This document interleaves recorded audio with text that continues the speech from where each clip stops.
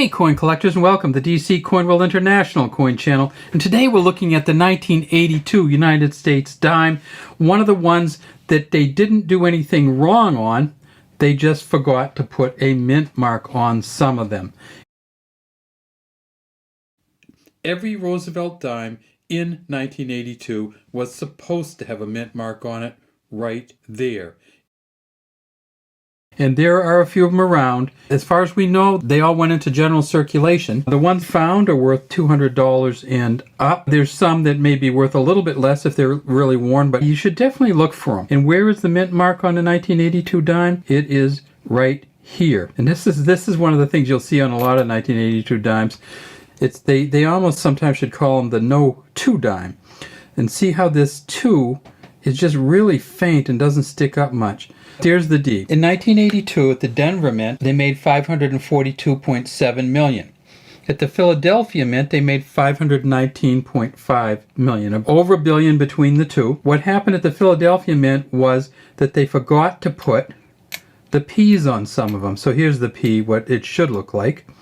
And of course this is a Roosevelt dime, Roosevelt facing to the left, Liberty in front of him, and God we trust under his chin. The P there for Philadelphia. Way down at the bottom we see a J and an S for John Cynic. These are of course copper nickel clad copper coins. On the back we see that there's the torch. It says United States of America around the top. One dime at the bottom. There's dots here on either side. E pluribus unum. And if you look closely and you get a good condition one, you'll see that there's dot between the E and the pluribus, and dot between the S in pluribus and the unum. You also see that there are acorns in this oak branch here, and there are olives in this olive branch. Olives for the sign of peace, oak for the sign of strength, and a torch for eternal. When you look at the torch, what you need to look for is these bands on the top and the bands on the bottom, and make sure that they're really clear and that the lines that run through are really clear, and that this bottom cups a little bit. Well, these bands are not really clear, so you're not going to get the full band version on this one.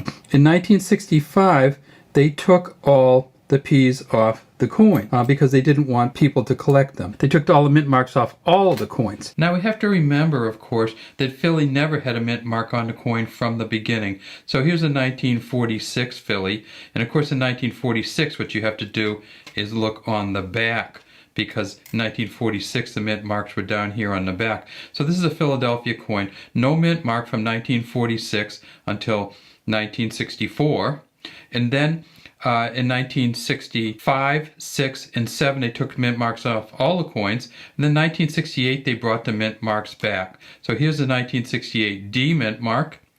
Here's the 1968 Philly. They didn't bring the Philly back because they hadn't had one. So Philadelphia didn't have a mint mark in 68. And then here's the 1968 San Francisco mint coin. So from 1968 until 1979, they didn't have a mint mark either. But then in 1979 they decided that would be the last year with no mint marks, and so here's a Philly. Here's what it would look like, except it'd be 1982 with a blank there. 1980, when they first put the mint mark back on, we don't know of any blank ones.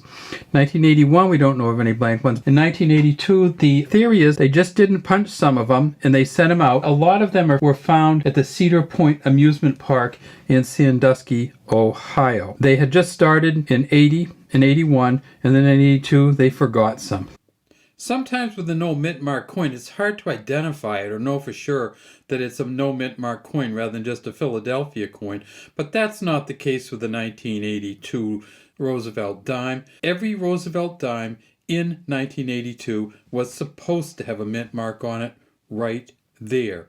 If you get a 1982 dime and it doesn't have a mint mark on there, either a P, a D, or an S, it's a no mint mark dime. There's no mistaking the 1982 no mint mark dimes. And this one right here on PCGS website, it's a Mint State 67 full bands dime. And we'll go down and take a look, and you'll see that at Mint State 67, they are worth $2,000, and they've found 10 of them so far.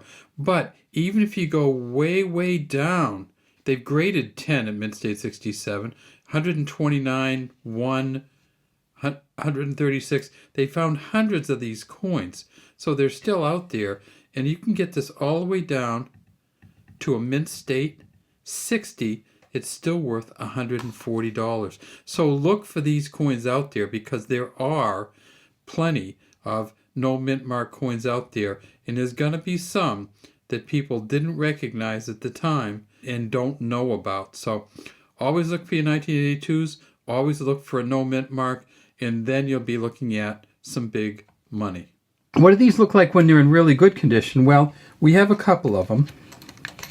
Here is a uncirculated mint set version, and you can see even in the uncirculated mint sets you have some wear and banging. You also see this one, a little bit of separation here.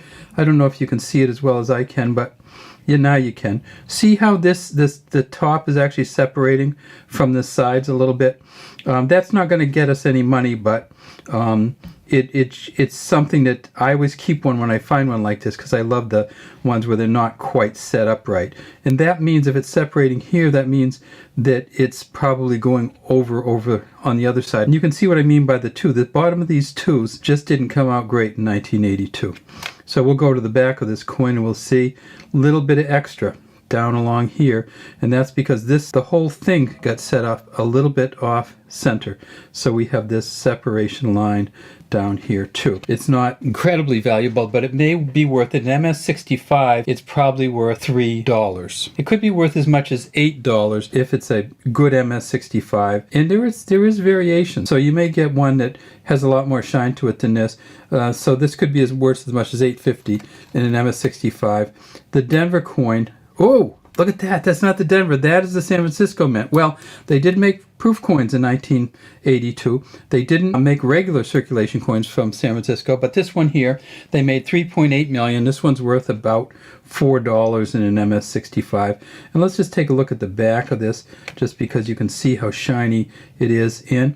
Somewhat better bands on here, but not great bands on here either.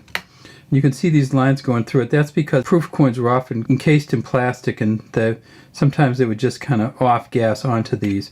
So that's the San Francisco Mint, and then there should be a Denver Mint here, and this one is the best of the three, I think. Just look at the colors in there. So this one, unless we can get to full bands, and we get some pretty good bands. We'd like a little bit more definition in this top one. We kind of go back and forth. This might be worth a couple bucks, $3 to $5 also. Not huge dollars unless we can find the one, the 1982, where there is no D, no S, and no P. And we want it to look just like the 1979 coins. Didn't have the mint marks on them at all. All right, well, that's all we have today from DC Coin World International Coin Channel. I'd love to have you subscribe to our channel and leave any comments you have in the comment section.